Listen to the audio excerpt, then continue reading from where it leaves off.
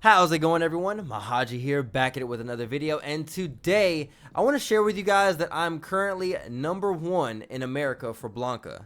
That's right, #1 in America, both north, south, wherever, right? Technically, pretty much everywhere low-key, but Japan's got me beat by 6 slots. A lot of good players up in here. I'm currently #7 in the world for the character. With that being said, this video is not so much about me, but more about helping you guys out and how to kind of improve your Blanka with little tips and tricks. So this is 5 things you can do to improve your Blanka, all right? With that being said, go ahead and hit the like button for me, guys. Make sure you subscribe and let me know how you feel about Blanka in the matchup. How your character deals with them, because I know a lot of people complain about them, but that's why I'm here. We're gonna learn. All right. First and foremost, I have a list set out. So the first one that I want to focus on is learning how to keep a charge.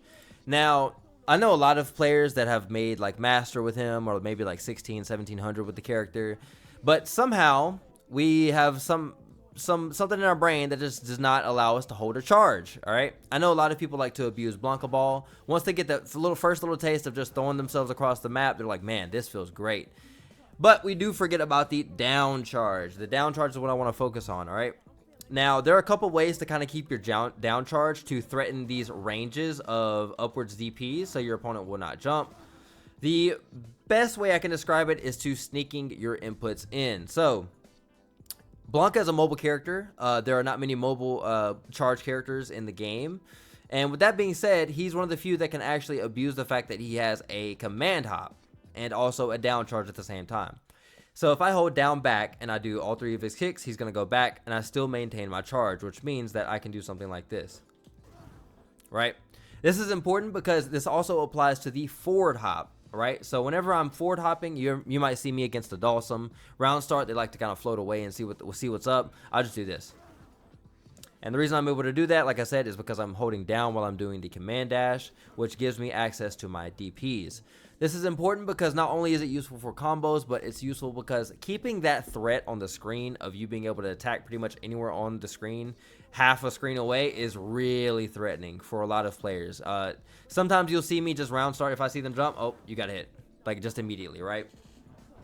So with that being said, another tip that I can kind of give when it comes to holding your charge is that when you are doing committal things, maybe like throwing a button out, something like that, just keep your charge. Keep your charge. Throw this button out. Oh, he jumped. Let me go ahead and get that. Okay. The reason for this is because you kind of want to make it known that you're able to do this. It's not so much that, oh, I'm holding down back, I'm giving up space or stuff like that. It's the fact that you just have access to the move while you're doing other things. The best case I can kind of give for this is that when you're doing parry, you can actually hold down when you hold parry. So you're not committing to doing a specific action beforehand. You just do parry, and then after you get your parry out, if it came in contact with something, and let's say, for example, Ken, right? Let's say he likes to do like this. Typically, they'll do like light. So let me see if I can set this up for you guys. Right? Now that jailed, but as you can see, if you kind of get this timing down of like, oh, well, you know, if you get, let me see if I can, I promise I'm good, guys. Like that right there. That's why you need to keep your charge inputs, is because you can interrupt people trying to take advantage of you, especially in situations where they cannot do that against the character. Now, outside of that, when it comes to combos, you know, things of that nature, it's more so just what you're doing at this present time. I know a lot of people like to see this combo where you do the up ball and you hold the charge after a stand heavy kick. The trick to that is typically just do it right after you get that heavy kick out, and you will just straight up get the light ball. It's not, that one's not that hard. There are harder cases. For example, if you do something like this, let me see if I can hit it. Yeah, it is a little difficult. That one right there. A lot of people don't even know that you can do electric into a ball. But the trick there is that, as you can see my inputs on the side here, I'm actually doing electric for the first few frames. It doesn't even come out until around like this area right here. And then I get the charge input for all of my, you can see 1, 2, and then that's the 40 right there. And then I get the final charge, or final input with up ball, right? So those are kind of my tips to kind of keep your charge as Blanka. Just be mindful that in some matchups you may have to hold back against like some like overheads and stuff like that. Don't even worry about that too much. I mean, that's just like some things that a lot of charge characters like Guile or Chun have to deal with. and they have to change their direction so they don't get like a specific charge. But other than that, step 2. All right, step 2 in this process, learning the anti-airs and how to use each one. Okay, Blanka has a lot of anti-airs to work with. The main one I want to focus on is back medium kick. All right, if you're a beginner, if you're moderate level or intermediate and you want to kind of get better, focus on this as the anti-air. And the reason why I mention that is because there are going to be a lot of times where like players like Ken kind of just like step on other anti-airs, but this is like the old reliable right here. It goes so high up, it cancels, so you can go right into hop from it. And it allows you to get your pressure back, right? It also allows you to establish a mix-up if you walk under and if you walk back. So this is a really good anti-air to kind of snowball your opponent into, you know, a false sense of security. If they get checked by this, they're not liable to jump in again. As you can see, boom, right? Now, in some matchups, you can actually go for stand heavy kick, which is the next anti-air I want to talk about. It has a large reward on counter hit, as you can see. Gives them a full follow-up with wild lift into the up ball. Right.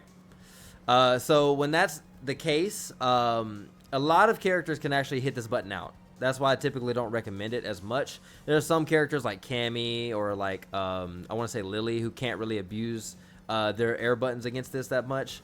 But this typically blows up a lot of characters. But Ken, Manon, Ryu, there's some characters that just blow this button up completely. All right. This is also a really good button to use on as an if you perfect parry an anti-air and you want to kind of get a punish. I also recommend this button. It's a little side note. 7-frame startup. It's really fast, so you typically will get the punish, and if not, go for throw instead. All right, the next anti-air we're going to talk about are his actual DPs. So he has L, right? It goes the most vertical out of all of them. M, which kind of goes into like a diagonal more than the other ones, and then H, which goes straight up, okay? Now, the way that you'll see me use these is pretty cut and dry. So whenever I'm doing this, and you see me do like this, if they jump there, they get smoked, right? If I'm in level 2, I usually want to go for something like this to kind of see what they got going on. And if they happen to be moving around too much and they get smoked by that, that's just the name of the game. It's also really good against if they throw tech here. So let's say they tech and they jump right there. You can also cover that same angle with light ball or light up ball, excuse me. Now, M ball is a bit weirder. Typically, you want to use this in areas where light ball would whiff, just because it hits a little bit further up. With that being said, it's not the end of the world if you get the two kind of mixed up. It does take a little bit to learn when to use which one, but typically you will see me go for this one as the anti-air because it works better when people are jumping in or against like you know, people who are kind of closer to me, like in this distance right here. But typically if it's like Bison or if it's like Akuma over there, I'll just do the light one. And now H1 is pretty good. It's for people who like to cross up a lot. So for example, if they like to go like this, right? Oh, further out. Well, I guess Ken is just screwing me up. There we go. So yeah, typically you use that one as a deterrent from people wanting to kind of get over on you. It's not super consistent, but it is a way to kind of like discourage a lot of people, especially, like I said, if you have level 2, it makes it really potent.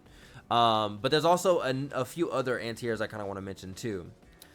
So they're not, I guess not really anti-airs, but it's more like air-to-airs, right? So the buttons I'm mentioning are jump light punch, which is a very far-reaching light punch. This is typically good against like your Bisons that kind of want to like Devil's Reverse, and you kind of check them like this. Or your whoever just likes to go in the air, you know, and you just kind of want to retreat and throw a button out to kind of stop them from getting out of the corner like this. That's a really good option to use. Don't overthink it. Just go for it, and then they're back in the corner, and you kind of back here like, okay, well, you only took a little bit of damage, but like still you're in a bad position, right?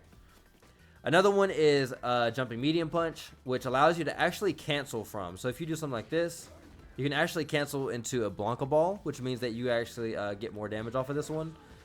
Typically, you would see it like this, right? I recommend going for H ball every time. Medium and light have a tendency to whiff. So with that being said, the last one I kind of want to mention is the forward jump and back jump. These two have a heavy punch attached to them. If you do straight up just neutral jump and heavy punch, you're gonna get a different normal. So make sure that you're going back with this or forward with this when you're doing a jump in. But this is a really good tool to kind of like catch people and swat them down like that. That's a really good way to do it. Also gives you Oki because you get drive rush after, which is pretty good. It especially works if like they're like this and you just kind of go back in. You can throw out your forward medium kick, heavy kick, whatever you want to do to kind of catch them from doing anything. But yeah, that's kind of how I'd frame his anti-airs. Also, another thing about stand heavy kick before I get off of this point is that there's no input tied to it. So against like characters like Dawson or anyone that likes to like cross up, you can actually hold forward and do the button and back and do the button. So you don't have to worry about doing either way, right? So that's pretty good against characters where you can kind of just like, oh, Dawson teleported, let me get that real quick, and he'll just straight up get punish countered. All right, next point is what each Blanka ball is good for. Okay, so typically I've seen a lot of like 1500 1600 players kind of just throw this out, which is not a bad thing, don't get me wrong. This is a really good tool to use in neutral. The main tool used for this is the fact that it presents the opponent less drive gauge, right? They have to interact with it. If they don't interact with it, then their drive gauge goes down, which means less opportunities to go for a DP or an EX move that would otherwise help them win neutral, right? With that being said, people kind of get, you know, sidetracked on just doing Blanka ball, and they don't really think about the mind game behind it, right? So typically when people do like light ball into throw, the reason why they're doing that is because they want to beat people's parry in response to H-ball, which they think is coming. So if I do H-ball a bunch, let's say I do it like 3 times, and you're like, man, I really hate this H-ball, man. This shit is killing me. And they're like, okay, bet I'm a parry, and then you throw this in.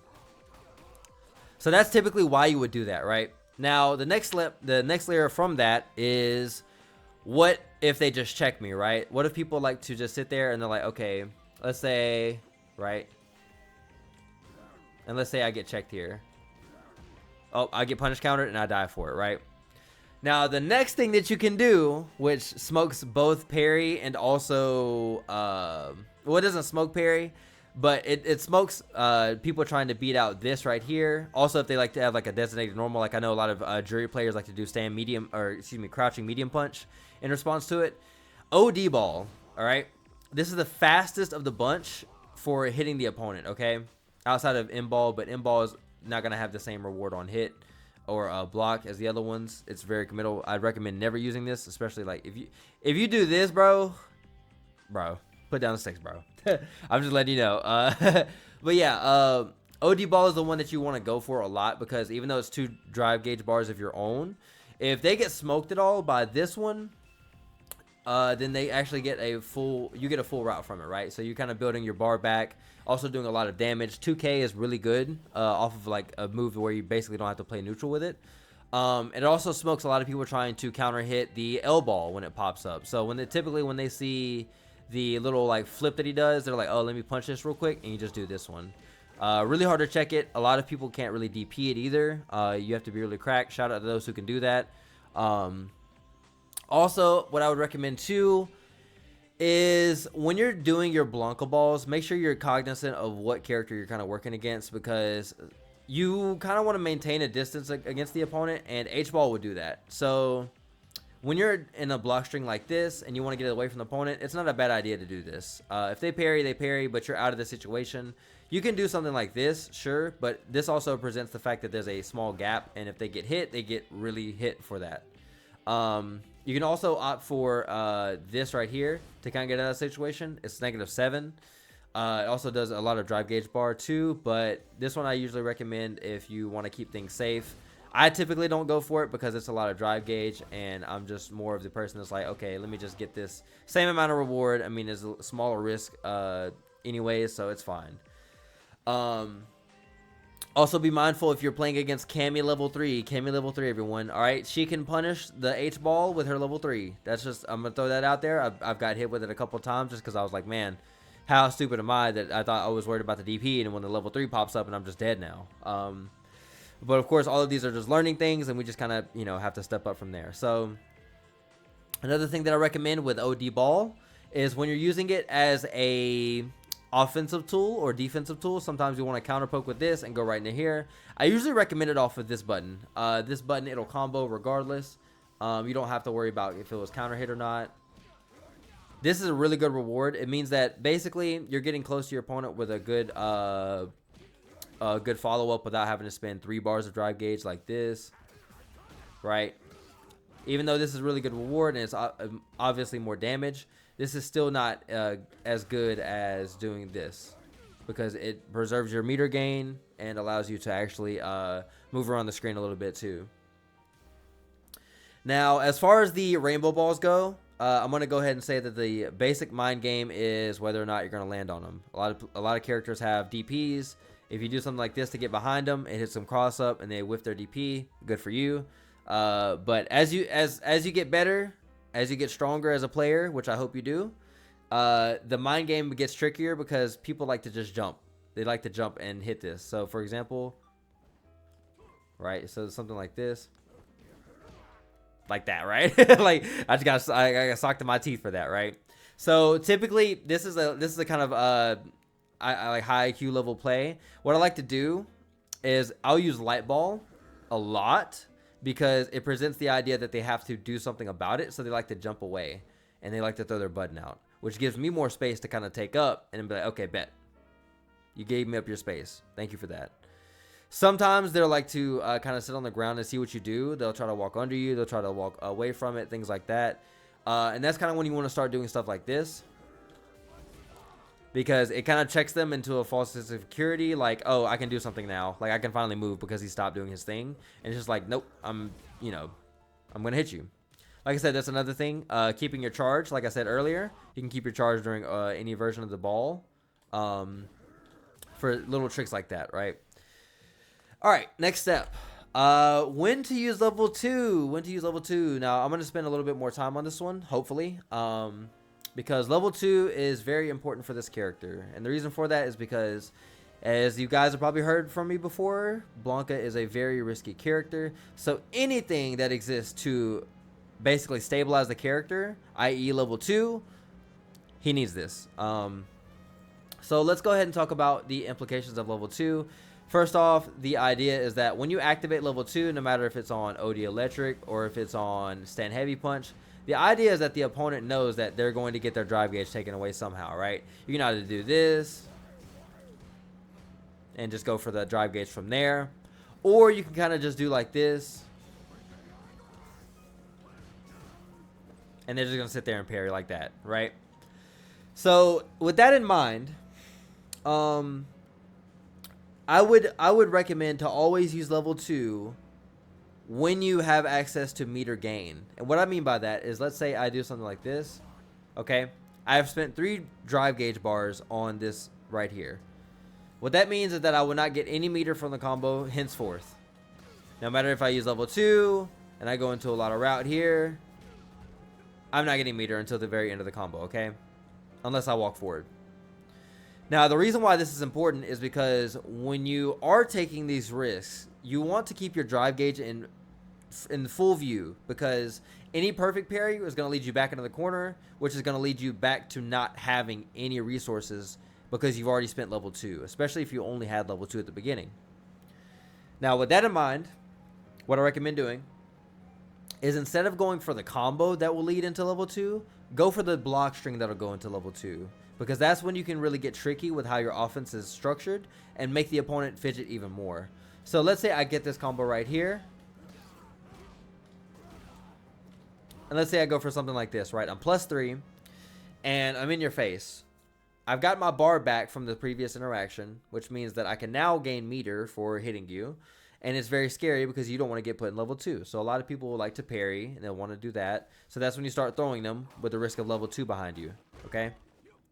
Once you start doing that, then you start kind of looking for, reversals. You want to drive reversal. You want to do X, Y, and Z. That's cool and all, but I'm gonna get this level 2 out eventually, right?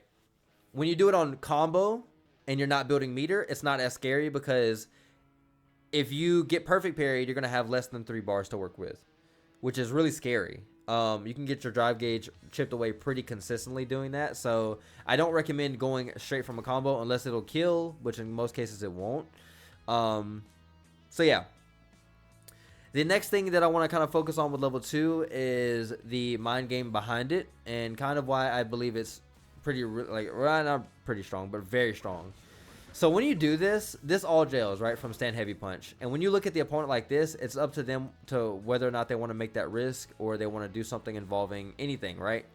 They can sit there. If they sit there, you take advantage of it and you say, I'm going to call your bluff and make sure that you don't do anything.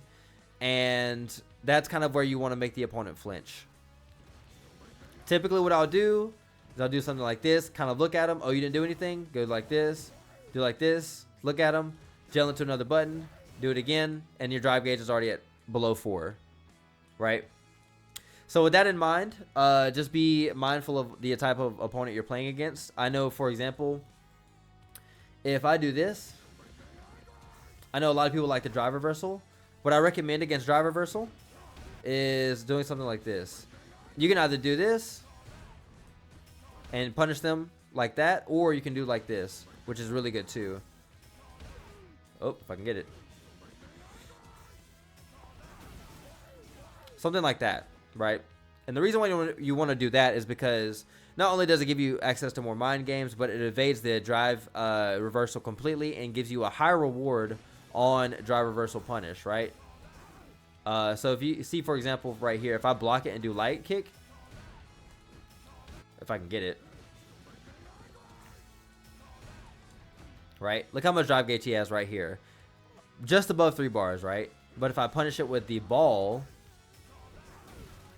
it's 3 bars even, and I get follow-ups from level 2, which deal drive gauge damage as well, okay?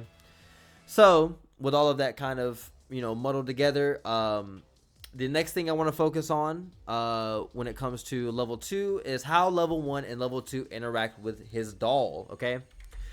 This is important because Blanka has arguably one of the better reversals in the game when he has doll out. There are a couple ways to counterplay it, and I'll kind of go through those shortly. But doll is very pertinent to his game plan because once you activate this little guy, he goes on his own. He has like a little field trip, and he does his own thing, right? You send him with $20, he comes back with 40 somehow. With that being said, doll is very flexible, a lot more flexible than people give it credit for.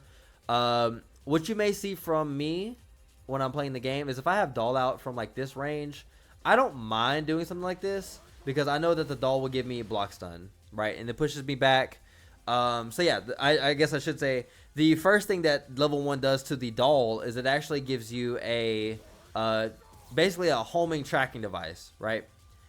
Gives you 10 frames of block stun up close, or not 10 frames of block stun. It leaves you plus 10 up close and 33 from full screen, which is really helpful. There are some matchups where, I've never really done this with him. I've never straight up just did this with him where I got the doll out and kind of threw it at the opponent. But it's still pretty good as a defensive tool up close, especially in conjunction with stand medium punch. This is something that you will see from me a lot, especially if I'm playing this mid-range and I'm like, I don't really care if it connected or not. I'm going to just straight up go into this. And if it hits, then I get a lot of block stun, right? What you'll see from a lot of players is that they will actually try to drive reversal this because of how much block stun and chip damage it does with their drive gauge. They're like, man, forget that. I'm going to just go straight into drive reversal and just get my turn back. So yeah, level 1 affects it in that way. This is pretty good if your back is ever put against the wall. Let's say, for example, this situation pops up, right? And let's say they got a back throw on you because they perfect parried and you want to wake up and do this. That's good. There is counterplay. And this goes for everybody, so if you want to use this, don't there's layers to this, but this is pretty good counterplay against Blanka. If you see this, you can actually hold up as the opponent and just jump this straight up. So you never have to parry and hold this. What I recommend doing is looking to see where the doll is, and if you do just straight up jump, then seeing if the doll is going to make contact with you or not. Because if the doll doesn't make contact with you, you get a fat punish. If it does come in contact with you, it was spaced in a way that would not allow you to punish anyways. So with that in mind, that's just counterplay against this level 1 in general. That way, if you just see it come out, you just jump and you just punish them. You don't have to hold any type of mind game. All right, level 2. Now, level 2 will activate the doll if you come in contact with the doll as doing any ball. So, for example, if you do like this, it'll activate the doll. If you do light ball, it'll activate the doll. Basically, any ball, right? With that in mind, it also activates depending on which version of the ball you do. So, if, for example, I do something like this, and I have level 2 active, and then I do OD ball, as you can see, the doll is actually going for its OD version compared to its regular version. This is the OD. He does 3 little hops, and then he kind of goes forward. And this is the regular version. So as you can see, when you do OD in level 2, it actually gives you an upgraded version of the doll, despite not having to do the actual OD electric, which is really good for a lot of block stun situations if you want to deplete your opponent's drive gauge. That's kind of how that interacts. Now, there are certain situations, for example, let's say we have 3 bars, and this is very rare. I'm going to go ahead and let you know. You're rarely ever going to be in the situation where this happens, but if you have level 1 and level 2 activated at the same time, you have access to a full screen projectile, basically. This is good against like fireball. So, for example, I'm going to do the fast fireball just to show you. If you ever see the fireball come out, you do this. Destroys the fireball and also gets rid of it hits the opponent. You can also do this on reaction, by the way. So if you do something like this, which is really cool, right? So yeah, also it does interact with doll, very similar to how the if I can get level 1, there we go. How the regular level 1 works with it. So there's not really like an upgraded version of that, but it's really cool to have kind of just like out there, and you just be like, oh, let me see how this works in the middle of a match. Kind of crazy. So yeah, overall, that's kind of how I would give you guys some tips on how to upgrade with the character. Like I said, learn how to keep your charge. Make sure you're holding that down input, that back input, depending on what you want to do.